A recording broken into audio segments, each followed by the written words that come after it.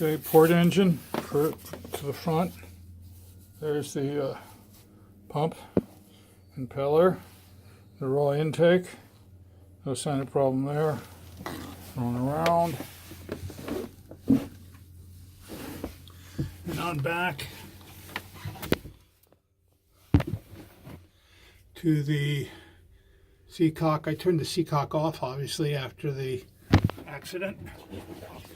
And here is the hot water heater. This is where we put the second double hose clamps. You can see them there per survey specification.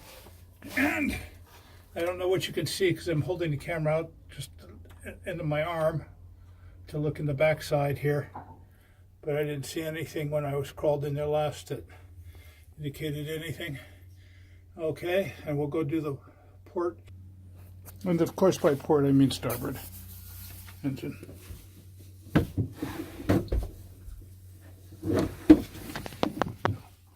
Coming back here. And take a look back in there. Just a second. I'll try to get around to the raw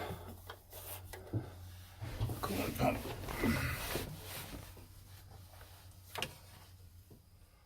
So let's look around in there. You see the heat exchangers. I think they look good from here. And let's see what's going on with the coolant pump.